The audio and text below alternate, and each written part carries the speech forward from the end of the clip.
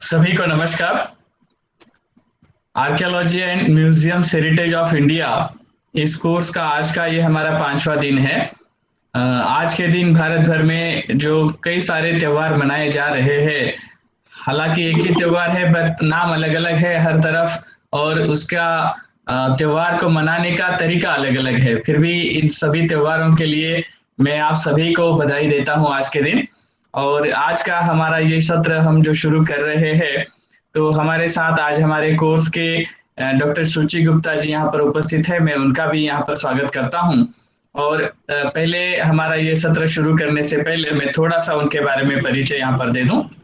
हमारे साथ जो डॉक्टर सुचि गुप्ता जी यहाँ उपस्थित है, जो मीरठ से है, वो आर्ट एंड ज्वेलरी इंक्विजिटर है and royal asiatic society London का जो है उसकी वो फेलो है। मैंने कई इसमें अलग-अलग इसमें पढ़ा था, मगर पहली बार ही किसी ऐसे फेलो के साथ जिन्होंने अपने ज्ञान से और अपनी नॉलेज के साथ जिस पद को हासिल किया, तो मुझे बड़ा अच्छा लगा कि वो हमारे साथ यहाँ पर है। She actually awarded by most innovative jewelry designer in 2018. She published many editorial articles in national newspapers and was a youngest historian to present the analytical review of Didarganj Yakshi on the basis of jewelry. Her published books like Fiji में प्रवासी भारतीय, Fiji में भारतीय गिरमिटिया मजदूरों का इतिहास, इस तरह से कई सारी किताबें उन्होंने लिखी है और कई सारी किताबें अभी उनकी जो है अंडर पब्लिकेशन भी है। तो ये भी एक अलग बात है कि जिस तरह से यानी हम आर्ट एंड ज्वेलरी के विषय पर कार्य कर रहे हैं और उसके साथ साथ हम ये लिख रहे हैं, एक अलग सा इतिहास हम लिख रहे हैं। She actually chairperson and main speaker in many international webinars, resource person and also convener of many national seminars. Beti Bachao Beti Padhao programme उसको वो भी उन्होंने ये किया है। In national and international journals, many research paper published in 7 different books. The chapter wrote by Gupta ji published already published. As an organizing committee member, leadership in organization program, 15 programs उन्होंने अभी तक इस तरह से किए हैं। She is honorable member of Cultural Council of Chaudhary Charan Singh University, nominated by Honorable Vice Chancellor. Then life member of SOSA India, Rashtriya Mudra Parishad, and also Indian Studies of Historical Studies, Kolkata. She organized the 19-day children workshop for children personality development program at Bijnor, Uttar Pradesh. She also delivered many talks on radio programs in Uttar Pradesh. So I humbly welcome to Dr. Shuchi Gupta ji. And now I request her to start this our today's session. Thank you. Dr. Suchi Gupta ji. Thank you, sir. Most welcome, ji.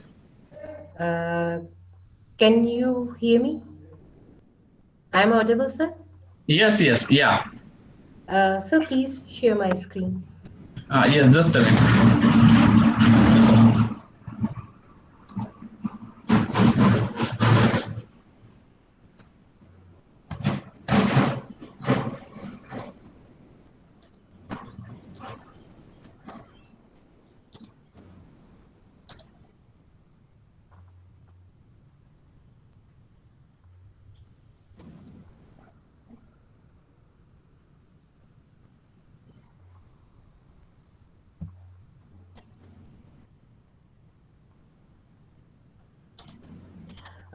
सबसे पहले माँ शारदा के चरणों में अभिनंदन करती हूँ।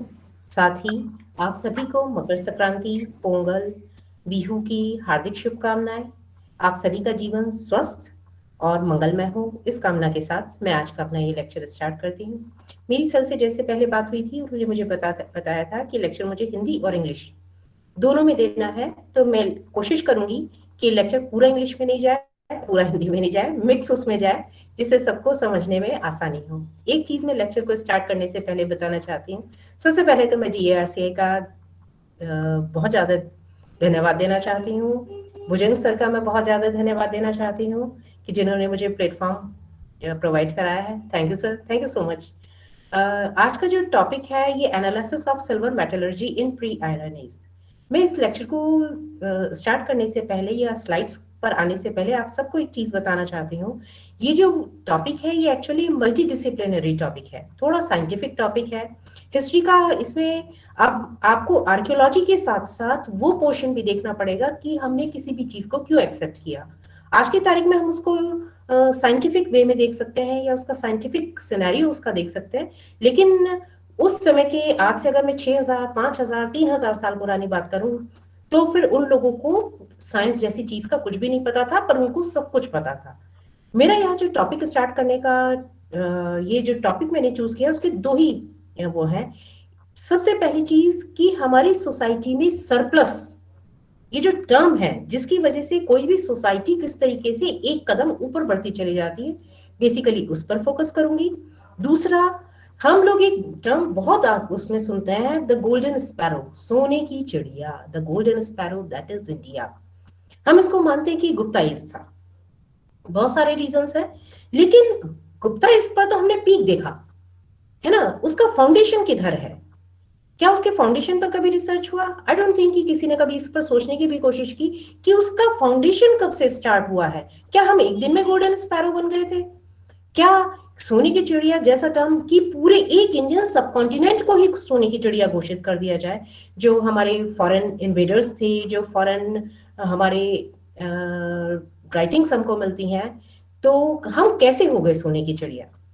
तो उसी चीज को मैं आप लोगों को थोड़ा सा साइंटिफिक है, आई होप मैंने उसको बहुत इजी करने का कोशिश किया है कि आप लोगों को वो टफ नहीं लगेगा और आपको हिस्ट्री का वो पोर्शन समझ में आएगा जिसके लिए हिस्ट्री को मल्टी डिसिप्लिनरी कहा जाता है। जब हम लोग रिसर्च पढ़ते हैं, हम लोग मेथोडोलॉजी में जाते हैं, तो हम बार बार एक लाइन बहुत बार पढ़ते हैं कि हिस्ट्री सब में है और सब हिस्ट्री में है।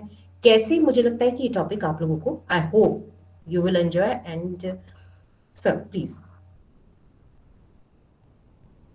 दस मैं प्री आयरन हिस्ट्री पूरा का पूरा मैं सिर्फ यहीं से स्टार्ट करूंगी और मैं प्री आयरन हिस्ट्री से ही पहला आप लोगों को लेकर जाऊंगी। प्री आयरन हिस्ट्री पर, आयरन हिस्ट्री पर मैं आपको नहीं लेकर जाऊंगी। मैंने आपको अभी जैसे बताया, this is the multidisciplinary and anthropometric history of human race. Actually ये जो पूरा का पूरा हिस्ट्री है, we have only archaeological evidences of the memory of the each and every moment, which is the part of history now. But the basic element of the life is not there. There are many evidences, but they are dead. There is no life. These archaeological evidences are the stored data of our past. This is the history of natural born cyborgs. Cyborgs, you can say, a person, a race, that can, अगर मैं इसको technical term में आपको बताना शुरू करूं तो ये एक मॉडर्न टर्म है, साइंटिफिक टर्म है, और इसमें मैकेनिकल, जहां पर एक रोबो चीज आ जाती है। लेकिन मैं इसको जो बार बार कह रही हूँ नेचुरल बॉर्न साइबॉर्ग्स क्यों है? क्योंकि इनके पास अपना दिमाग था, अपनी क्रिएटिविटी थी, इन्होंने सब कुछ, ये लोग एक स्ट्रगल कर रहे थे। ये पूरी की पूरी ह्यूमन रेस, मैं यहाँ पर न्यूलिथिक नाम नहीं लूंगी, मैं यहाँ पैलियोलिथिक नाम नहीं लूंगी, मैं यहाँ पर मिसोलिथिक, चैलियोलिथिक, मैं कोई नाम नहीं लूंगी, यहाँ मैं प्री हड़प्पन, कोई नाम नहीं, सिर्फ एक ह्यूमन रेस की बात कर रही हूँ। मैं होमोसेपियन की बात कर रही हूँ, जिसने अपना स्ट्रगल स्टार्ट किया है दो तरीके से। पहला, ह्यूमन हिस्ट्री, ह्यूमन रेस के साथ उसका स्ट्रगल जो चल रहा है। दूसरा, जो नेचुरल हिस्ट्री है और जो नेचर ने उसको चीजें प्रोवाइड की हैं उसके साथ। This is the history of human struggle with nature and other natural living beings. In other word, the survival of the fittest thing theory. Exactly this is the time. ये पूरा का प्री हिस्ट्री आपको जितना भी, pre iron history आपको जितना भी दिखाई देगा, ये वो टाइम है जबकि ह्यूमन स्ट्रगल कर रहा है survival. He is the human race is the best. How human race is the best? कि वो नेचर को भी जीत रही है और नेचर के साथ साथ जितने भी ह्यूमन बीइंग्स हैं उनको भी जीत रही है। The whole history is like a jigsaw puzzle right now, 100%। चाहे हम कितने भी एडवांस हो गए हों, चाहे हम कितने भी मॉडर्न टेक्निक्स का यूज कर रहे हों, but literally this is also a jigsaw puzzle. Jigsaw puzzle, many chains, there are many chains, but the chains are they are broken. हमको प्री हिस्ट्री में कुछ मिल जाता है, फिर उसके बाद हम सीधे आ जाते हैं न्यूलिथिक पर, फिर मेसोलिथिक पर, फिर उसके बाद हम चैलियोलिथिक पर। लेकिन बहुत सारी चेंज में जिस समय हम टाइम पीरियड पर डिफाइन करते हैं, वो सारा टाइम पीरियड हमको ब्रेकिंग टाइम पीरियड दिखाई देता है। तो वो सर, इसको थोड़ा सा आप प्लीज। Thank you sir. तो जिस समय हम इसको डिफाइन करना शुरू करते हैं, तो यहाँ पर मैं आपको प्री जो आयरन हिस्ट्री में ह्यूमन सिविलाइजेशन इन मैं वर्ड की बात नहीं कर रही हूँ, सिर्फ मैं आपको इंडियन सब कॉन्टिनेंट की बात कर रही हूँ। इंडियन सब कॉन्टिनेंट में ये पूरा का पूरा पोर्शन आप जो देख रहे हैं, I think this is the one of the oldest civilisation develop here. चाहे आप इसको मकरान वाला एरिया कह लीजिए, चाहे आप जिस समय डेवलप करना शुरू करते हैं, ये वो सिविलाइजेशन है। मैं आपको यहाँ पर कोई सिंधु सरस्वती सिविलाइजेशन, कोई हड़प्पन सिविलाइजेशन नहीं, मैं सिर्फ एक ह्यूमन रेस का सिविलाइजेशन आपको यहाँ पर डिस्कस कर रही हूँ। आपको वेस्टर्न यूपी की तरफ अगर बढ़ना शुरू करेंगे, तो हम बहुत सारी जो आर्कियोलॉजिकल साइट्स हैं वो अब, चाहे इसमें मांडी है, चाहे आप कुणाल है, चाहे आप सिनौली साइट है, आप लोगों ने न्यूज़पेपर में इसके बारे में काफी सारा पढ़ा होगा। इसके बाद अगर मैं नीचे की तरफ बढ़ती हूँ, राखीगढ़ी, वेरी इंपॉर्टेंट साइट। सब का सब ये जितनी भी साइट है, ये वेस्टर्न यूपी बेल्ट की साइट्स हैं जो अभी आप लोगों के सामने आई हैं। कैसी सिविलाइजेशन थी? दिस इज द सिविलाइजेशन जिसके पास अपना पूरा का पूरा एक लिपि है, लेकिन ये हमारी कमी है कि हम उसको नहीं पढ़ पाए। बस उस सिविलाइजेशन या उस ह्यूमन रेस के पास वो लिपि है। इट मींस कि उस सिविलाइजेशन में सरप्लस आना शुरू हो गया था। कैसे सरप्लस आना स्टार्ट हो गया था? फूडिंग मीन सरप्लस था।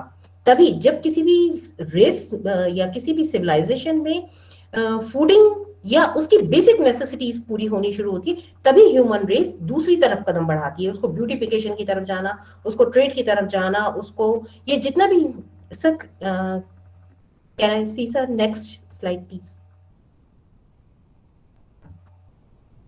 हाँ, ये अगर आप सारे के सारे आप ये देखिए, ये उनका जो करेक्टर्स थे, उनकी लिपि के करेक्टर्स है जिसको हम नहीं पढ़ पाए। ठीक है, इट मींस सरप्लस है।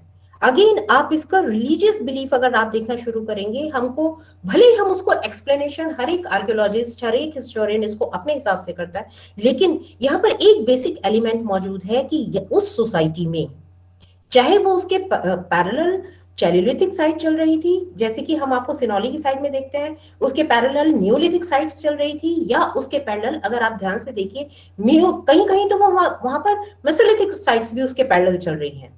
ठीक है, वहां पर आपको उनकी लिपि दिखाई दे रही है, उनके कल्चर बिलीव्स दिखाई दे रहे हैं, उनकी अगर इस टाइम की टोटल जो हिस्टोरियंस कहते हैं, मतलब राइट नाउ मैंने जितना रिसर्च किया है, जितना रिसर्च देखा है, उसमें एक जर्नल वो है कि इस प्री आयरन एज से पहले तक यहाँ पर अप्रोक्सीमेटली 6 मिलियन पीपल यहाँ पर रहते थे।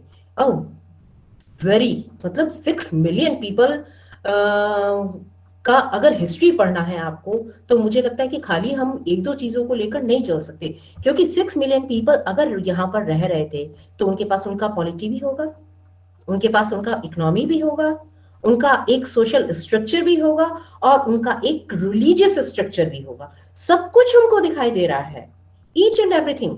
आप उनकी सोशल स्ट्रक्चर भी देख रहे हैं, उनके रिलीजियस बिलीफ भी देख रहे हैं, और आपको पूरे एविडेंसेस दिखाई दे रहे हैं। चाहे वो धौलावीरा का आपको पूरा का पूरा जो बहुत एडवांस उनका सिस्टम, जो ड्रेनेज सिस्टम और सारी की सारी चीजें दिखाई दे रही है। इवन जिस समय आप पढ़ते हैं, तो जो लेटेस्ट कमोड सिस्टम वाला धौलावीरा से हमको दिखाई देता है, लोथल से जो हमको उनका ट्रेड एंड पोर्ट सिस्टम दिखाई दे रहा है। क्या वो कर रहा है? Again the word use, a surplus was there. Surplus, each and every aspect there was surplus. That is why जो वो सिविलाइजेशन थी वो इतना लंबा समय, लेकिन ये सरप्लस एक दिन में नहीं आया होगा।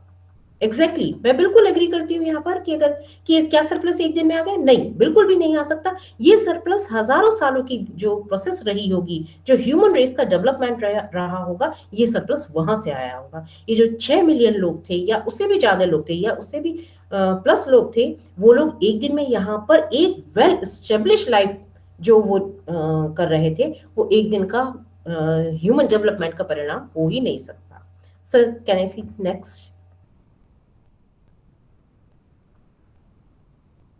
अगेन नीचे फिर आइए, अगर मैं अब ट्रेड की बात करूं, सरप्लस ट्रेड में किस तरीके से था, सबसे इंपॉर्टेंट हमें दिखाई देता है जो Meluhha, the term Meluhha use by Mesopotamians. यहां पर आपको उनकी ये जो सील है वो भी दिखाई देंगी। हम कहते हैं हड़प्पा, तो ये हड़प्पा हमें नाम कहां से पता लग गया? देर इज नो एविडेंस, जो लिटरेरी एविडेंस है वो तो हमने पढ़ा ही नहीं है, तो हड़प्पा नाम कहां से आ गया? एक्चुअली हमारे साथ बड़ा प्रॉब्लम ये है, थोड़ा सा मैं आपको सिर्फ इसमें बताना चाहूंगी, जो पूरी की इंडियन हिस्ट्री है वो सारी की सारी हिस्ट्री हम लोगों ने दो तरीके से पढ़ी। एक हिस्ट्री वो जो ब्रिटिशर्स ने हमको दी, एग्जैक्टली exactly, और राइट नाउ भी हम उसी हिस्ट्री को अपने प्राइमरी एविडेंस के तौर पर मानते चले जाते हैं और अपना सारा का सारा इतिहास लिखते चले जाते हैं। लेकिन अब प्रॉब्लम क्या है, वो सारा का सारा जो हिस्ट्री है वो दो ही जगह मौजूद है उसके प्राइमरी डॉक्यूमेंट्स, एक national royal asiatic society of London, दूसरा India office library that is also in London. Then the primary documents तो हमारे पास रहे ही नहीं। देन उसके बाद द सेकेंड एविडेंसेस जो हमारे पास आते हैं, जो हमारे उस समय के इंडियन, जैसे आप उनको आर्कियोलॉजिस्ट कह दीजिए, या वो लोग जो फर्स्ट पायनियर्स थे जिन्होंने इंडियन हिस्ट्री को इंडियन सिनेरियो में लिखना स्टार्ट किया था, जैसे राखालदास बनर्जी, जैसे दयाराम साहनी सर, जैसे ये फर्स्ट पायनियर्स थे जिन्होंने इस पूरे एरिया को डिफाइन करना शुरू किया इंडियन सिनेरियो में। लेकिन फिर वही बात, हड़प्पा ये सब, ये नाम कहां से आ गए? ये तो नाम कहीं लिखे हुए है ही नहीं। दूसरे, हम इसके पैरेलल जो ऑल ओवर वर्ल्ड सिविलाइजेशंस चल रही है, वो कहीं भी इसको क्या हड़प्पा मेंशन कर रहे हैं? नहीं। तो हड़प्पा कहां से आ गया फिर? लिटरली तो आप जब रिसर्च पेपर या आप पूरा इसका देखना स्टार्ट करते हैं, तब पता चलता है कि वो जो गांव था जहां पर ये खुदाई हुई थी, उसको सबसे पहले हरिपा कहा गया था, उस गांव का एग्जैक्टली नाम था। अब क्योंकि आर्कियोलॉजिस्ट का को इसके बारे में कुछ पता नहीं था, कोई उनको आर्कियोलॉजिकल एविडेंसेस मिल रहे थे, लेकिन उनको ऐसे कोई भी एविडेंसेस नहीं मिल रहे थे जो इसको प्रूव कर सके कि ये क्या साइट है, तो उन्होंने उस गांव के नाम पर इसको हरिपा नाम दे दिया। देन ये आगे चल के बाद में जब इसका हुआ तब ये हड़प्पा हो गया, ठीक है। लेकिन हमको जो सबसे पहला नाम मिलता है, जो सबसे पहले जो सील जिसको हमने डिसाइफर किया था, तो वो सबसे पहले हमको मेलुहा नाम मिलता है। मे बी जो सुमेरियन उसमें मिलता है, मे बी जो मेसोपोटामिया थे वो इनके लिए मेलुहा शब्द यूज करते थे। हो सकता है इस सिविलाइजेशन का नाम तब at that time the civilisation was Meluhha, the city, ये जो आए थे जहां से, हो सकता है ये मेलुहा रहा हो। Sir, can I see my screen? Just a minute, just. Oh, sure.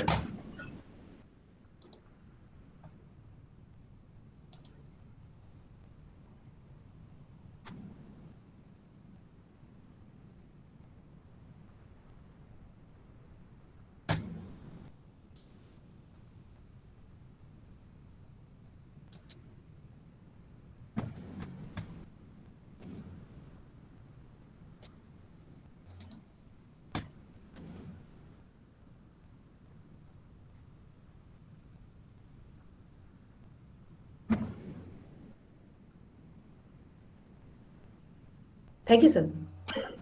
अब नेक्स्ट क्वेश्चन, उनके साथ हमारा ट्रेड होता था, एग्जैक्टली होता था, हमारे पास प्रूफ है, लोथल है हमारे पास वो सील्स हैं, जो सील्स हमको मेसोपोटामिया से मिलती हैं। तो हम किस चीज का ट्रेड करते थे? क्या हमारे पास बहुत सारे स्पाइसेस थे? नहीं थे हमारे पास। तो फिर हम ट्रेड किस चीज का करते थे? Exactly this is the major question, कि हम ट्रेड करते क्या चीज थे। तो बहुत सारे एस्पेक्ट्स हैं, वो मेरा टॉपिक नहीं है, वो अलग हो जाएगा। मैं आपको सिर्फ एक चीज पर आऊंगी। यहाँ पर सबसे इंपॉर्टेंट एस्पेक्ट है, ये क्लोथिंग है, ये वो होता था, सील हमको वहां से मिली है, exactly. The major is, this is the jewellery of Indus valley civilisation. ये खाली ज्वेलरी नहीं है, I think this is the exact surplus of the society, कि वो फाउंडेशन, वो सरप्लस, दैट एविडेंस जो हमें शो करता है कि जो हम the golden sparrow of India, Indian subcontinent, The jewelry, this is the jewelry. The gold jewelry, the silver jewelry, and precious metals. Pressure actually एक चीज मैं आपको यहाँ पर और बताना चाहूंगी, 6000 बीसी में, बीसीई में हम लोगों ने केवल 5 एलिमेंट्स, 5 केवल 5 ही जो मेटल्स थी वो हम लोगों ने की थी। कौन कौन सी? Silver, gold, copper, lead and iron.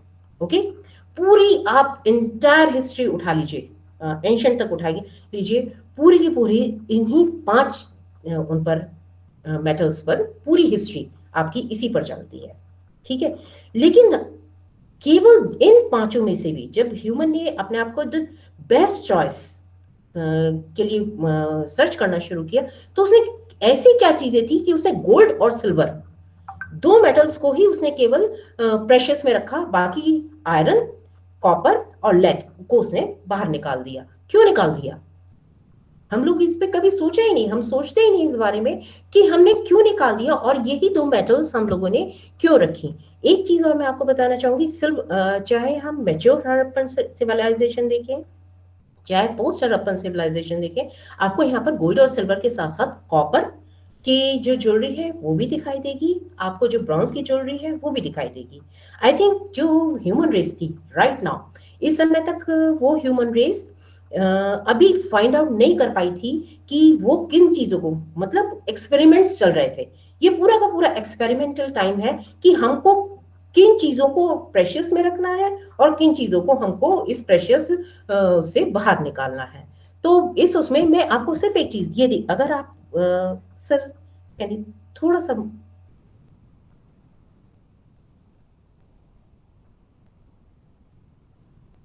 क्या करना है, नेक्स्ट करना है या थोड़ा स्मॉल करना है? नहीं सर, नेक्स्ट कर दीजिए। ओके ओके ओके, तो सर एक मिनट प्लीज पीछे फिर से, सॉरी। हाँ, this is the fillet around the head. हमको जितना भी वहां से फिगराइन मिलती हैं या आपको जितना भी वो दिखाई देगा, आपको हर फिगराइन में कुछ भी नहीं दिखाई देगी, आपको ज्वेलरी जरूर दिखाई देगी हर जगह। तो कैसे? दिस इज द फिलेट, ये आप अगर ध्यान से देखिए, this is the round fillet, ये राउंड है और जिसको पीछे ले जाकर ध्यान से अगर आप देखिए बांधा गया है। इट मीन्स ये चाहे प्रीस्ट किंग है, ये एक चाहे इसकी आप डेफिनेशन कुछ भी दे दीजिए, दैट डजंट मैटर, मेरे लिए वो बिल्कुल भी नहीं। लेकिन मेरे लिए क्या मैटर करता है? दिस सोसाइटी, ये चाहे रॉयल सोसाइटी से जुड़ रहा था, एलीट ग्रुप से जुड़ रहा था, या कि ये सोशल सिंपल एक मेडिवल या मिडिल क्लास का बंदा था, ये जो था ज्वेलरी इनका पार्ट थी। ज्वेलरी इनका पार्ट थी, इट मीन्स कि वो अपनी डेली लाइफ में ज्वेलरी करते थे। यहाँ पर मैं ये नहीं बता सकती कि ये ज्वेलरी ऑब्जेक्ट्स जो हैं ये सिल्वर का है, गोल्ड का है या मेटल का है, लेकिन ज्वेलरी का यहाँ पर इस फिगराइन में आप बहुत आराम से डिस्क्रिप्शन देख सकते हैं, जो फिर से अगेन मैं आपको बताऊंगी, अगेन फिर इसी चीज को बता रहा है कि this society belongs to surplus. ठीक है, जब हम इन सारी चीजों को मैं आपको डिस्क्राइब करना शुरू, तो इसमें न्यू क्लासिकल अप्रोच दिखाई देती है, पूरा एलिमेंट्स जितने भी आपको दिखाई देते हैं। इसमें एक इंडिविजुअल अप्रोच है, क्लासिफाइड अप्रोच है। इंडिविजुअल अप्रोच जैसे एक बहुत सारे हम लोगों के बीच में मिथक है कि जो सर जॉन मार्शल थे, दयाराम साहनी थे, इन्होंने इस पूरा एक्सकेवेशन को किया था। एक चीज और मैं बताना चाहूंगी, बहुत ही अच्छा समय चल रहा है, 5 जनवरी 1921 से लेकर 37 डेज तक, एग्जैक्टली हमें 100 साल हो गए हैं हड़प्पा की खुदाई को हुए हुए। एग्जैक्टली 5 जनवरी से ही स्टार्ट हुई थी 1921-22 में, और केवल 37 डेज, ओनली 37 डेज की जो एक्सकेवेशन थी, जो कि की गई थी, उन 37 डेज की एक्सकेवेशन ने पूरे भारतीय महाद्वीप, इंडियन सबकॉन्टिनेंट की पूरी एंटायर हिस्ट्री को चेंज कर दिया था। कैसे चेंज कर दिया था? क्योंकि उससे पहले तक माना जाता था कि इंडियन हिस्ट्री कहां से स्टार्ट होती है? अलेक्जेंडर के साथ स्टार्ट, सिकंदर के साथ स्टार्ट होती है। वो भी हमें कौन बता रहा था? हम उसको नहीं कर रहे थे। वो कौन बता रहे थे? वो क्लासिफाइड अप्रोच के अंतर्गत हमको ब्रिटिशर्स बता रहे थे। ठीक है। लेकिन एक इंडिविजुअल अप्रोच वाज देयर जो उससे बहुत पहले थे। एक्चुअली जब हड़प्पा सभ्यता की जो सबसे पहली खोज है वो 1921 में नहीं होती, उसका सबसे पहला हमें मिलता है चार्ल्स मेसन ने जो किया था। चार्ल्स मेसन जो एक न्यूमिस्मेटिक्स था, वो उत्तर पश्चिमी एरिया जो था वहां पर घूमते हुए गया था और उसने अपनी डायरी में यहाँ पर इस चीज को मेंशन किया था। और लिटरली जो उसकी डायरी थी, उस डायरी में उसने इस पूरे एरिया का चित्रण भी किया हुआ था। उसका जो मोहन सोदड़ो और वो वाला एरिया था उसका, लेकिन उस डायरी के वो पेजेस, कुछ पेजेस जो हैं वो मिसिंग है राइट नाउ, नहीं है हमारे पास। लेकिन कुछ पेजेस जो सबसे पहले वो हैं, एविडेंसेस हैं। मैं इंडिविजुअल अप्रोच की बात यहाँ कर रही हूँ, जिसको कहीं पर भी आगे चलकर ब्रिटिश गवर्नमेंट ने क्लासिफाई नहीं किया। ब्रिटिश गवर्नमेंट ने क्या क्लासिफाई हमारे को अप्रोच दी कि ये जो सिविलाइजेशन है जिसका की एक्सकेवेशन उन लोगों ने किया है, उन्होंने ये नहीं बताया कि एकदम से जाकर उन्होंने वहां से कैसे खोदना शुरू किया। फिर तो वो इंडिया के किसी भी हिस्से में खोदना शुरू कर देते, वही क्यों करना शुरू किया? क्या उनके पास पीछे से कोई फाउंडेशन था? क्या उनके पास पीछे से कहीं कोई ऐसे एविडेंसेस थे? क्या कोई प्राइमरी अप्रोच थी उनके पास? वो उन्होंने कहीं भी मेंशन आपको प्राइमरी डॉक्यूमेंट्स में या उनके रिसर्च पेपर्स में नहीं मिलता है। वो तो राइट नाउ जब इंडियन अप्रोच ने काम करना स्टार्ट किया आफ्टर, वो फिर बात कहूंगी ये जो इंडियन आर्कियोलॉजिकल अप्रोच जो लास्ट 70 ईयर्स की है, इस अप्रोच ने जब काम किया, जो हमारे सेकेंड फेज के पायनियर्स हैं, इन लोगों ने जब काम करना शुरू किया, तब पता चला कि ये जो इंडिविजुअल अप्रोच थी, इस अप्रोच ने फाउंडेशन बनाने का काम किया था, जिस पर आगे चलकर हमारी पूरी की पूरी क्लासिफाइड अप्रोच, जिस पर ब्रिटिशर्स ने अपना पूरा का पूरा एएसआई का बिल्डिंग तैयार किया था, वो हुआ था। तो यहाँ पर अगेन फिर मैं आऊंगी, अगर इसको डिफाइन करना चाहें, pre British archaeological approach, British archaeological approach, post British archaeological approach, अलग अलग हैं। लेकिन मुझे लगता है कि अगर मैं इसमें गई तो फिर काफ़ी ज़्यादा टॉपिक बड़ा हो जाएगा, तो मैं इसको यहीं पर बस रोकूंगी। तो आप सिर्फ इतना मानिए कि ये जो आप लोगों के सामने सारी चीज़ें, चाहे वो हिंदी मीडियम में आ रही हैं, इंग्लिश मीडियम में आ रही हैं, या किसी भी लैंग्वेज में आपके सामने आ रही है, इवन मराठी में, इवन संस्कृत के एविडेंसेस में, इवन सारी चीज़ों में जो आपको निकल कर आ रही है, ये जो पिछले 70 सालों का इंडियन अप्रोच है, ये अब आप लोगों को, ये जो सेकंड फेज के पायनियर्स ने इतनी मेहनत हम की है, वो आप लोगों का, मैं उन बुक्स की बात नहीं कर रही हूँ जो सेकेंडरी सोर्सेज पर उठाकर लिख दी जाती हैं, एक बुक से उठाकर उसने लिख दिया, दूसरी बुक से उठाकर कट कॉपी पेस्ट, मैं उसकी बात नहीं कर रही हूँ। वो जो आज की तारीख में राखी गढ़ी का एक्सकवेशन है, वो जो आज की तारीख में सिनौली का एक्सकवेशन है, वो जो आज की तारीख में कुणाल या मांडी का एक्सकवेशन, वो सारे नाम जो अभी लेस नोन नेम्स हैं, लेकिन वो बहुत इंपॉर्टेंट आज, मतलब मैं अगले 5 साल में उम्मीद कर रही हूँ कि वो सारी चीजें जब part of the history books बनेंगी, तो वो हमारे इतिहास को बहुत बहुत पीछे, और हमारे उस रिच हेरिटेज को, वो जो ब्रिटिशर्स हमारे कहते हैं कि हमारा ज्ञान कितना है, सिर्फ एक अलमारी में बंद बुक्स हैं, उतना ज्ञान है हमारा। मुझे नहीं समझ में आया कभी भी इस लाइन का मतलब कि अगर वो केवल एक अलमारी में बुक्स बन वो है, तो रॉयल एशियाटिक सोसाइटी के साथ साथ इंडिया ऑफिस लाइब्रेरी स्थापित करने की जरूरत क्या पड़ गई थी कि उन्होंने लाखों एविडेंसेस को अपने यहाँ रखा हुआ है। वो एविडेंस इंडिया के हैं, उनको नहीं दिया गया, वो सब कुछ एविडेंसेस उनके पास है।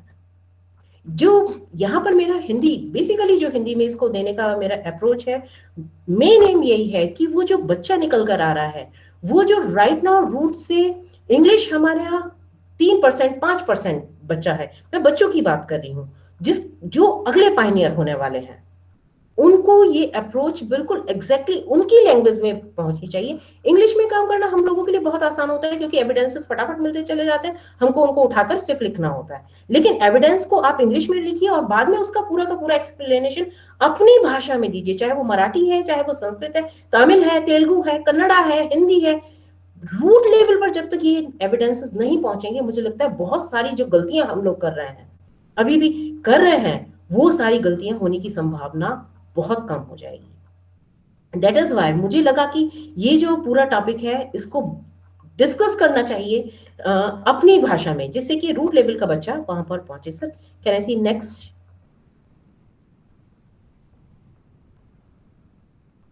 Sir can I? Thank you.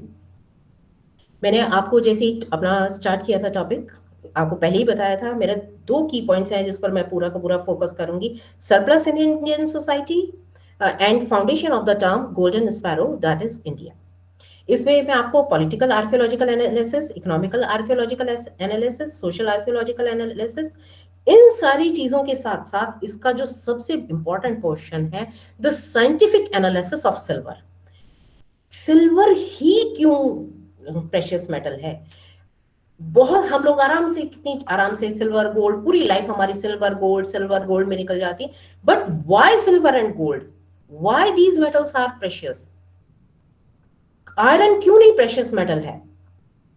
Copper क्यों नहीं प्रेशियस मेटल है? या लेड क्यों नहीं प्रेशियस मेटल है? ये दोनों ही क्यों? कभी हमने सोचा? हमने सोचने की जरूरत ही नहीं समझते।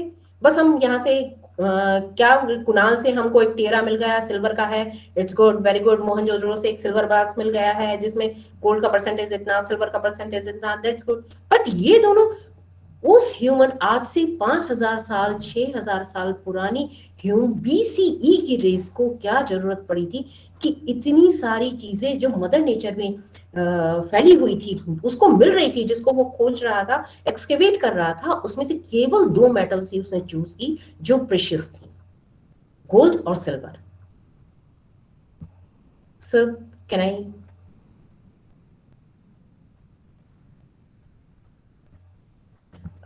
सर बस 1 मिनट। ये यहाँ पर मैं आपको प्योरेस्ट फॉर्म ऑफ सिल्वर के 2 सिंपल एग्जांपल मैं बताती हूँ, फिर उसके बाद मैं आपको आई विल डिफाइन यू कि किस तरीके से this is the silver metal, the purest form. Actually silver और गोल्ड ये दोनों चीजें ऐसी हैं जो हमको मदर नेचर से, अगर हम डायरेक्टली लेना चाहें प्योर सिल्वर, उसमें हमको 2 बिल्कुल मिल सकती है। हमको सिल्वर का बार भी मिल सकता है, हमको सिल्वर ग्रेन्यूल्स में भी मिल सकता है। ये मैंने आपको दोनों शो किया है यहाँ पर। See, you can see this is the silver, एक पूरा का एलॉय, ये दिस इज नॉट एलॉय, एक, या this is the purest form of silver and these are the granules. अगर आप लोग आज के यहाँ पे बहुत सारे उसमें मेल फीमेल जिनको ज्वेलरी पहना हुआ होगा, जिन्होंने सिल्वर ज्वेलरी पहना हुआ होगा, गोल्ड ज्वेलरी पहना होगा, कभी सोचिएगा ये जो आपके जितने भी चीजें बनती हैं वो केवल इन्हीं दोनों चीजों से बनती है। बेसिकली ये जो आपको मैंने मेटल बार दिखाया है, इस मेटल बार से कुछ भी नहीं बना सकते हम, कुछ भी नहीं। ये जो ग्रेन्यूल्स है, दीज आर द ग्रेन्यूल्स, इस ग्रेन्यूल से हम सिल्वर ज्वेलरी बनाते हैं। पर कैसे और क्यों? हमने इनको कैसे, क्या हमें पहले दिन से पता था कि इससे जाके हम ज्वेलरी बना लेंगे? क्या इन ग्रेन्यूल्स के बारे में हमें पहले दिन से पता था? अगर नहीं पता था तो हमको कैसे पता चला? हमने इन दोनों को कैसे चूज किया? Sir next please. ना थोड़ा सा साइंटिफिक मैं आपको यहां पर बताऊंगी। एट प्रेजेंट सिनेरियो की चीज को मैं आपको 6000 बीसीई के साथ जोड़ूंगी। आज ये सारी चीजें पार्ट ऑफ साइंस है, बट उस समय के लिए, उस समय के मानव के लिए साइंस नाम की कोई चीज नहीं होती थी। ठीक है? At present pure silver is an element. First thing, this is an element, this is not an compound. Compound means आप 2 चीजों का जो कॉम्बिनेशन करता है तब वो कंपाउंड बनता है। इससे पहले अगर वो प्योरेस्ट फॉर्म है, उसमें अगर एटम का स्ट्रक्चर बिल्कुल एक फॉर्मेशन के साथ हमको दिखाई दे रहा है, that is an element. The same thing is with gold. लेकिन गोल्ड यहाँ पर मेरा टॉपिक नहीं है, तो मैं सिर्फ आपको सिल्वर के साथ डिफाइन करूंगी। This is makeup of a unique atom with the given count of protons. Okay, proton और इसमें silver originally came from Anglo Saxon word seolfor. यहां पर मैं आपको एक चीज और बताऊं, मैं यहां पर रजत की बात नहीं कर रही हूं।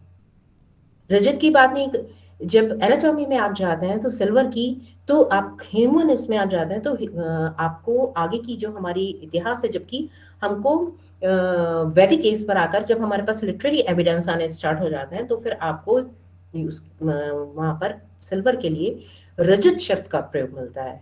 और संस्कृत में जब आप इन धातुओं के उसमें जाते हैं तो आपको बहुत सारे और नाम मिलते हैं। लेकिन क्योंकि मुझे प्री आयरन हिस्ट्री पर ही खत्म करना था, तो मैं उस लिटरेरी एविडेंस, क्योंकि लिटरेरी एविडेंस मेरे पास प्री हिस्टोरिक उसमें नहीं है, तो मैं उस धातु को चांदी नाम दूं या उस धातु को मैं सिल्वर नाम दूं या उस धातु को चमकदार कुछ भी नाम दूं, वो इट डजंट मैटर, क्योंकि वो बाद की हिस्ट्री है हमारी। पीरियोडिक टेबल में इसका नाम एजी आता है, एटॉमिक नंबर इसका 47 है। कलर व्हाइट लस्ट्रस कलर है। क्या इसके कलर की तरफ ह्यूमन अट्रैक्ट हुएगा? हो सकता है, बिल्कुल व्हाइट और एक चमकदार चमकदार गोल्ड। अगर प्योरेस्ट फॉर्म आपने कभी सिल्वर बार देखा है, सिंपल सिल्वर बार, या 1-2 किलो के आपने गोल्डन बार्स देखे हैं, एक चमक होती है, एक शाइन होती है उनमें। इसकी क्वालिटी, अब यहां पर these are the main qualities जहां पर मनुष्य ने सिल्वर को क्यों चुना होगा। पहली चीज, good electric conductor, good electric conductor. Second is thermal conductor, and third one is highest light reflexivity. अब ये चीजों की क्या फर्क पड़ रहा है, क्या हो रहा है? आप सिल्वर ग्रेन्यूल लीजिए, सिल्वर ग्रेन्यूल को आप गर्म कीजिए, गर्म करने के बाद हीट जब मिलती है तो सिल्वर ग्रेन्यूल्स एक साथ कंपाउंड हो जाते हैं, कंपाउंड होकर एक पूरा सॉलिड बार जैसा बनाते हैं। ठीक है, ठंडा होगा वो बार बिल्कुल सॉलिड फॉर्म में रह जाएगा। ओके, तो जब ह्यूमन ने इसके साथ एक्सपेरिमेंट करने शुरू किए होंगे, वो कोई वैज्ञानिक नहीं है, लेकिन मुझे लगता है सबसे बड़े वैज्ञानिक वो थे जिन्होंने एक्सपेरिमेंट, कीप एक्सपेरिमेंटिंग। उनको ये कोई सिल्वर, उनको पहले दिन नहीं पता चल रहा था कि इनको कैसे फॉर्म में एक सिल्वर, जो मैंने आपको पीछे को बनाया था, उसको एक ज्वेलरी में कन्वर्ट करना, ये कोई इजी टास्क नहीं रहा होगा ह्यूमन के लिए। लेकिन जब उसने एक्सपेरिमेंट किए होंगे, तो जब उसने इसका एक बार बनाया होगा, बार बनाने के बाद जब उसको हैमर से उसने ठक ठक उसको ठोकना शुरू किया होगा, और उसके बाद उसने उसका वायर बनाना शुरू किया होगा, आई थिंक जो उससे उसको मजबूती मिली वो सबसे बड़ा रीजन रहा होगा। व्हाइट, एक तो वो चमक रहा है, दूसरी बात जो इलास्टिसिटी उसके वायर्स निकल कर आ रहे हैं, वो जो उनकी उसके बाद भी जो स्ट्रॉन्ग जो इलेक्ट्रिसिटी है वो जो निकल कर आ रही है, वो सबसे इंपॉर्टेंट एलिमेंट रहे होंगे। तीसरा, जो last and the least point is कि सिल्वर और गोल्ड, पूरी मदर नेचर में दो ही एलिमेंट ऐसे हैं जो मदर नेचर में हजारों सालों तक भी पड़े रहे। अगर वो प्योरेस्ट फॉर्म है, उस वो मदर नेचर के साथ कभी भी कोई भी साइंटिफिक रिएक्शन नहीं करते हैं, नेवर बी। इट मीन्स कि अगर कोई भी ज्वेलरी प्योरेस्ट फॉर्म में बनी हुई है, तो उस ज्वेलरी को, वो जो अगर 6000 साल पहले बनी थी, उस ज्वेलरी को मैं राइट नाउ आज 2021 में यूज करना चाहूं, आई कैन यूज दैट। सिर्फ मुझे उसको थोड़ा सा प्योरीफाई करना पड़ेगा और आई कैन यूज दैट। क्या मैं आयरन के साथ ऐसा कर सकती हूँ? नहीं कर सकती। क्यों नहीं कर सकती हूँ? क्योंकि आयरन मदर नेचर के साथ ऑक्सीडेशन का प्रोसेस करेगा। मतलब आई होप कि ज्यादा साइंटिफिक नहीं हो रहा है, ये थोड़ी बहुत टर्म समझ में आ रही होंगी। मदर नेचर के साथ ऑक्सीडेशन करेगा, जिसको हम कहते हैं कि सोने में, वो लोहे में जंग लग गया, रस्टिंग हो गया। तो ऐसा नहीं है कि ह्यूमन ने लोहे के साथ एक्सपेरिमेंट नहीं किए होंगे, ऐसा नहीं है कि उसने कॉपर के साथ एक्सपेरिमेंट नहीं किए होंगे, या उसने दूसरे मेटल के साथ एक्सपेरिमेंट नहीं किए होंगे। Keep experimenting. वहां पर एक्सपेरिमेंट करने के बाद उसके सामने जो चीजें निकल कर आई, केवल दो ही मेटल्स निकल कर आई। पहला, जो जैसे फॉर्म कर दिया, अगर उसने उसको सिल्वर कॉइन के रूप में, पंचमार्क कॉइन के रूप में बना दिया, तो वो पंचमार्क कॉइन के रूप में वैसे के वैसे ही रहेगा। आयरन नहीं रह सकता, कॉपर नहीं रह सकता। थर्ड, जब हम इसके कंपाउंड्स, अब खाली सिल्वर आ गया, तो सिल्वर खाली सिल्वर नहीं मिलेगा, सिल्वर के साथ साथ उसके कंपाउंड्स। अभी मैं यहाँ पे सिल्वर एज एन एलिमेंट की बात कर रही थी, यहाँ पर सिल्वर एज एन कंपाउंड की बात कर रही हूँ। देन सिल्वर नाइट्रेट, आपने, ये सारे वो चीजें हैं जब आप लोग म्यूजियम में ये सब चीजें आप लोग यूज करते हैं। सिल्वर नाइट्रेट है, सिल्वर सल्फाइड है, सिल्वर क्लोराइड है, सिल्वर फ्लोराइड है, ये सब चीजें प्योरिफिकेशन के आपके काम आती हैं। एग्जैक्टली सारी टर्म्स वहीं से हैं। पीरियोडिक टेबल में अगर मैं इसको राइट नाउ, अब क्योंकि साइंटिफिक उसमें अगर मैं आ जाऊं, पीरियोडिक टेबल में ये कॉपर और गोल्ड के बीच में आती है। इसका copper is 4, silver is 5 and gold is 6। Okay, तो इसकी जितनी भी फिजिकल और केमिकल प्रॉपर्टीज होंगी वो कॉपर और गोल्ड के बीच में जाएंगी। फिजिकल प्रॉपर्टीज में यहां पर डिस्कस नहीं करूंगी, ठीक है। अब अगेन फिर ये कि ये metal, why this is metal is precious, क्यों जरूरत है, ये क्या जरूरत है मैं इसको प्रेशियस मानूं? अभी मैंने जैसे आपको बताया 6000 जो हिस्टोरियंस, मेरे को नहीं पता लेकिन जो मैंने रिसर्च पढ़ा है उसमें 6000 BC there are 5 elements were discovered, silver, gold, copper, lead and iron. Okay, silver was discovered after gold. सबसे पहले हमने गोल्ड डिस्कवर किया था, सबसे पहले सिल्वर डिस्कवर नहीं हुआ था, अप्रोक्सीमेटली 4000 BCE। ऐसा माना जाता है जो प्री हिटाइट्स थे, जो कैपा डोसिया का जो ईस्टर्न अनातोलिया वाला रीजन है, वहां पर ये प्री हिटाइट्स ने इसको सबसे पहले एक्सकेवेट करना, मतलब इसको इस पर एक्सपेरिमेंट करना स्टार्ट किया था। तो अभी इंडियन सब कॉन्टिनेंट में ये देर से आया, लेकिन फिर भी सर कैन, हाँ, eastern Anatolia. Historians believe that there are first ones who can define silver from silver lead alloy by cupellation। एक एक्चुअली पूरा प्रोसीजर होता है सिल्वर को, जिस समय सिल्वर और लेड का एलॉय मिलता है हमको, 90% जो मदर नेचर हमको देती है वो सिल्वर और लेड का एलॉय होता है। तो अब है, हम अभी अगर हमको यूज करना है तो वो सिल्वर को हम अलग यूज करेंगे, उसको में से लेड का की जो इम्प्यूरिटी है उसको अलग निकालना पड़ेगा। तो जो इंडियन सबकॉन्टिनेंट है यहाँ पर हम लोग उस समय भी हम एग्जैक्टली एक चीज मैं यहाँ पर और बताना चाहूंगी, आज से 3000 साल पहले या 4000 साल पहले इंडियन सबकॉन्टिनेंट में जो ज्वेलरी बनाने का तरीका होता था वो राइट नाउ भी, उसको गर्म करने का और वो फर्नेस का तरीका राइट नाउ भी बिल्कुल ज्वेलर्स सेम वही यूज करते हैं, उसमें कुछ बहुत ज्यादा चेंजेस नहीं हुए हैं। ठीक है, तो मोस्ट एंशिएंट जो माइन मानी जाती है वो ग्रीस की मानी जाती है, उसके बाद स्पेन की माइंस का नंबर आता है जो उनको मिलती है। लेकिन एट प्रेजेंट में जो कंट्रीज हैं, मैक्सिको नंबर 1 पर सिल्वर में माना जाता है, देन पेरू है, देन चाइना है, देन चिली है, देन ऑस्ट्रेलिया है। अब यहाँ पर बड़ी इंपॉर्टेंट बात है, मैं आपको फिर से वो आना चाहूंगी, इसमें कहीं भी आपको इंडियन सबकॉन्टिनेंट का नाम नहीं दिखाई दे रहा, मैं आपको कहीं भी जिक्र नहीं कर रही हूँ इंडियन सबकॉन्टिनेंट। हमारे पास इतनी सारी चांदी और सोना कहाँ से आ गया फिर? इट मीन्स हमारे पास तो है ही नहीं कहीं भी। मैं आपको यही नहीं, मतलब आप कभी गोल्ड पर आप लोग रिसर्च करेंगे अगर मौका मिलेगा तो फिर मैं आपको सिर्फ ये बताना चाहती हूँ गोल्ड भी हमारे पास नहीं है, हमारे पास माइंस है ही नहीं गोल्ड की, ना उस समय थी और ना राइट ना अब है। तो हमारे पास इतना सारा गोल्ड, इतना सारा सिल्वर कहाँ से आ गया था? तो कहाँ से आया था हमारे पास? हम लोगों ने वो सारा का सारा एक्सपोर्ट करते थे, नहीं सॉरी, हम लोग सारा का सारा वो इंपोर्ट किया करते थे अपने आसपास के जो कंट्रीज थे उसमें। अब बहुत सारे स्टूडेंट्स कहते हैं कि ये तो बिल्कुल कि हमारी जो ह्यूमन रेस थी वो सारी की सारी बिल्कुल सिंधु घाटी सभ्यता को छोड़ दीजिए, मतलब जिसको हम अर्बन से, उसमें भी हम मैच्योर हड़प्पन सिविलाइजेशन जो है उसको अर्बन की तरफ मानते हैं। मेरे को नहीं समझ में आता कि एक अर्बनाइजेशन और एक उसको नॉन अर्बनाइजेशन डिफाइन करने का क्या तरीका है, जबकि हम 3000 साल पहले इंपोर्ट कर रहे हैं वहां से प्रेशियस मेटल्स। क्या प्रेशियस मेटल्स फ्री में आ गए होंगे? प्रेशियस मेटल अगर इंपोर्ट हो रहे हैं इट मीन्स कि वो प्रेशियस कैटेगरी में पहुंच चुका, इट मीन्स कि जो सोसाइटी है उसमें उसकी वैल्यू आ चुकी है। तब फिर कहां से तो हम क्या बार्टर सिस्टम यूज कर रहे थे इसके लिए?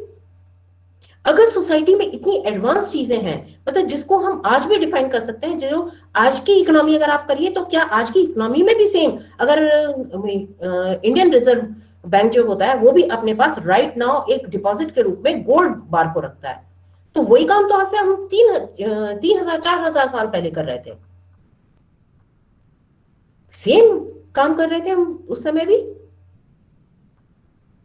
तो हम उस समय जो कहा जाता है केवल मेच्योर हड़प्पन जो सिविलाइजेशन है वो अर्बन सिविलाइजेशन है, पूरी सिविलाइजेशन जो थी पूरा का पूरा, जब उसमें आपको ट्रेड का एलिमेंट दिखाई दे रहा है, इकोनॉमिकली आपको सोशल स्ट्रक्चर पर आपको वहां पर प्रेशियस मेटल के एलिमेंट्स दिखाई दे रहे हैं, आपको पॉलिटिकली वहां पर जो जिसको आप एलीट ग्रुप कह रहे हैं वो ज्वेलरी के रूप में उसको पहन रहा है, आपको वहां पर जो सामान्य लाइफ है उसमें आपको मेटल्स का यूज दिखाई दे रहा है। तो अपनी बहुत सारी चीजें मुझे लगता है कि चेंज करने की जरूरत है। फिर उसके बाद नीचे आ जाइए, अगर मैं सल्फर एंड ऑल सल्फाइड। एक minute sir, thank you sir. हाँ, स्मेल्टिंग फायर, अभी जैसे मैंने आपको बताया प्योर सल्फर।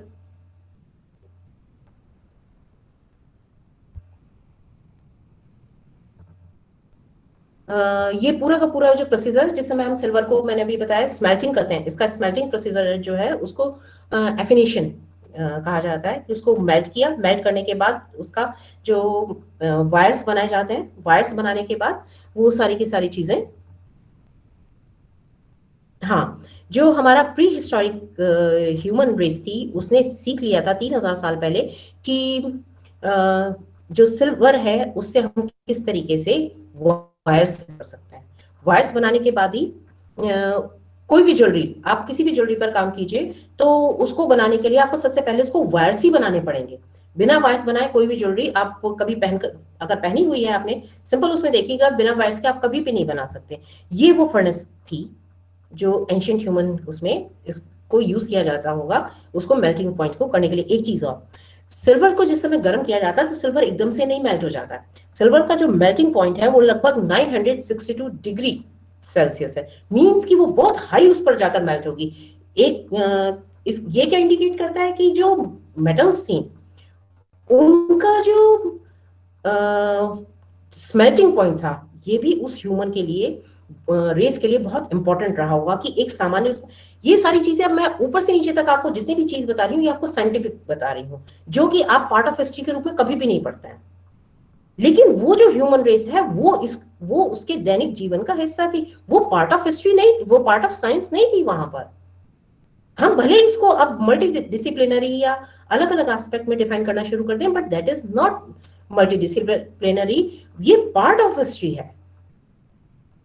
अगेन ये एक बहुत इंपॉर्टेंट नीचे बात का एविडेंस है, लिटरेरी एविडेंस है, जिसमें हमें बताया गया है कि सिल्वर को आगे चलकर जो, जैसे मैं कौटिल्य का अर्थशास्त्र, जैसे उससे भी पहले अगर मैं आ जाऊं, ऋग्वेद, यजुर्वेद, सामवेद और अथर्ववेद, सब जगह हमको चांदी का एविडेंस मिलता है, सिल्वर रजत के रूप में इसका एविडेंस मिलता है। एक चीज और, मुझे लगता है कि जो वैदिक एज तक आते आते हमें चांदी के जो भस्म, यहाँ पर मैं उसको चीज को नहीं ले रही हूँ, लेकिन फिर भी मैं आपको सिर्फ बताना चाहती हूँ, चांदी की जो भस्म होती है वो बहुत सारी जो मेडिकल यूज है उसमें यूज होती है, और बहुत सारी जो बीमारियां होती हैं उसके लिए कहते हैं कि जो चांदी की, प्योर चांदी की जो भस्म होती है उसका प्रयोग किया जाना चाहिए। ये कुछ मैंने उसी में से वो निकाला था कि एक्चुअली ये उसमें एविडेंस है कि जहां पर चांदी को हम भस्म या मेडिकल यूज में किया करते थे। लेकिन ये बात का पोर्शन है तो आई थिंक कि इसको सर,